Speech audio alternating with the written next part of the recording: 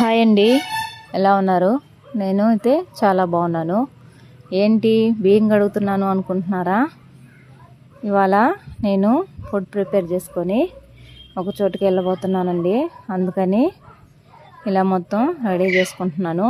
సాంబార్ చేయడం కోసం ఇలా కందిపప్పును కూడా శుభ్రంగా వాష్ చేసుకొని ఇలా ఉడకబెట్టుకుంటున్నానండి. అన్నం ప్రిపేర్ చేసుకొని దాంట్లోకి సాంబార్ చేసుకొని నేను ఇవాళ కొంతమంది రోడ్ సైడు ఉంటారు కదండి, అలాంటి వాళ్ళకి ఫుడ్ ఇద్దామని ఇలా అన్నీ ప్రిపేర్ చేసుకుంటున్నాను. చెప్పాను కదండి, బయట ఎవరికన్నా ఫుడ్ ఇవ్వాలనుకుంటే అవి నేను ఇంట్లో ప్రిపేర్ చేసుకొని అలా తీసుకెళ్ళి ఇస్తూ ఉంటాను. ఇవాళ సాంబార్ చేసుకొని అలాగే రైస్ ప్రిపేర్ చేసుకొని తీసుకెళ్దామని అన్నీ ఇలా రెడీ చేసుకుంటూ ఉన్నాను. ఇలా మొత్తాన్ని కట్ చేసుకొని అన్నీ ప్రిపరేషన్ చేసుకొని నేను వాళ్ళకి ఫుడ్ తీసుకెళ్తాను. అందుకోసం ఇవాళ నేను ఈ ఐటెంని తీసుకెళ్ళబోతున్నాను.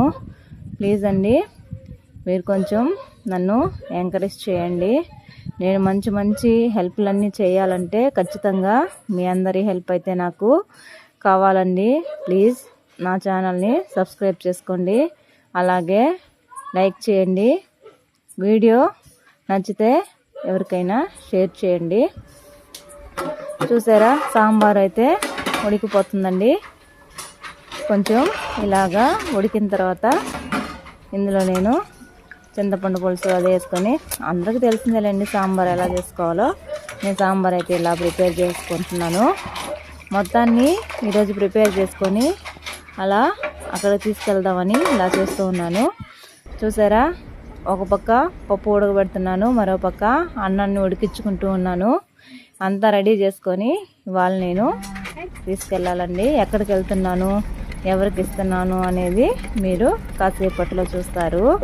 ఇలా మొత్తం ప్రిపరేషన్ అంతా పూర్తయిన తర్వాత నేనైతే ఇవాళ తీసుకెళ్తాను. చూడండి, సాంబార్ ఇంకా ఉడుకుతుంది. ఇందులో కందిపప్పు కూడా వేసాను. ఇంకా మరి 10 నిమిషాలు ఉంటే ఫుడ్ అయితే రెడీ అయిపోతుంది. ఇది రెడీ అయిపోయిన తర్వాత మనం మొత్తం ప్యాక్ చేసుకొని అప్పుడు తీసుకెళ్ళాలి.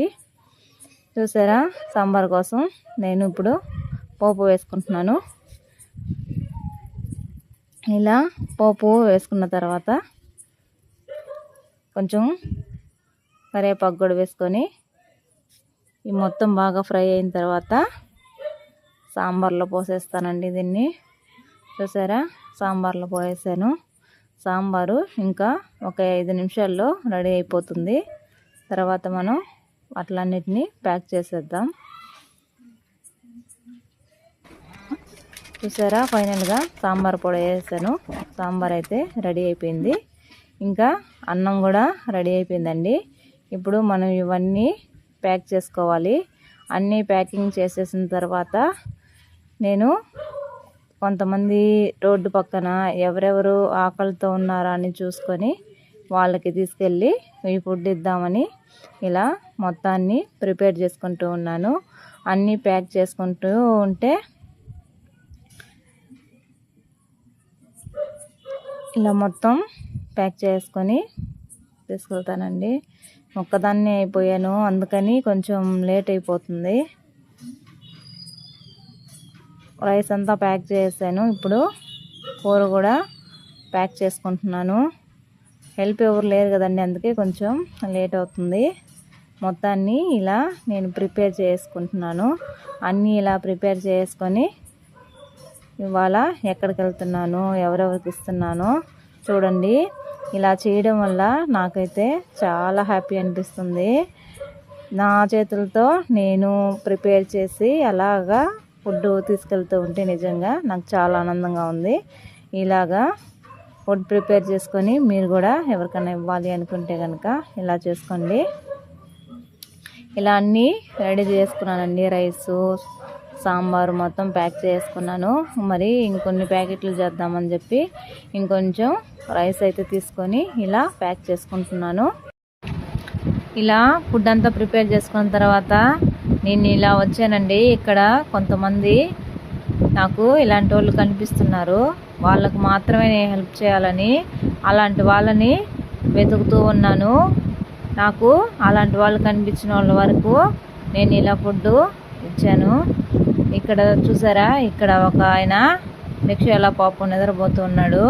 ఫుడ్ తిన్నారా అంటే తినలేదు అన్నారు, అందుకని ఆయనకి ఇచ్చానండి. తర్వాత ఇక్కడికి వచ్చాను. ఇలా కొంతమందిని నేను వెతుక్కుంటూ ఎవరెవరికైతే మనం హెల్ప్ చేయాలో అని అలాంటి వాళ్ళకి మాత్రమే నేను ఇలా హెల్ప్ చేశాను. అన్నీ బాగున్న వాళ్ళకి ఏమి ఇవ్వకపోయినా పర్లేదండి, ఇలాంటి వాళ్ళకి మాత్రం కొంచెం వెతుక్కొని మరి కొంచెం ఫుడ్ ఇస్తే వాళ్ళకి కొంచెం ఆకలి తీరుతుంది కదా. అందుకనేసి నేను మొత్తం వెతికి మరి నేను తీసుకెళ్ళిన ఫుడ్ని ఇలా కొంతమందికి మాత్రమే నేను ఇచ్చాను.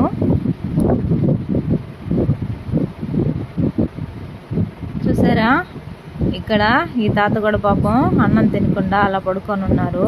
తిన్నారా అంటే లేదమ్మా అని చెప్పేసి అన్నారు. ఆయనకి ఇలా ఫుడ్ ఇచ్చాను.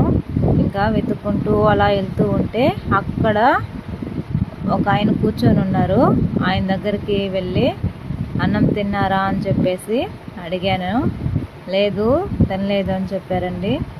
అందుకనేసి ఇక్కడ కూడా నేను ఫుడ్ అనేది ఇచ్చేసి వెళ్తున్నాను. ఇలాంటి వాళ్ళకి కొంచెం వెతుక్కొని ఓపికగా ఫుడ్ ఇవ్వగలిగితే మనం ఫుడ్ ప్రిపేర్ చేసిన దానికి మనకు ఒక సాటిస్ఫాక్షన్ అనేది ఉంటుంది.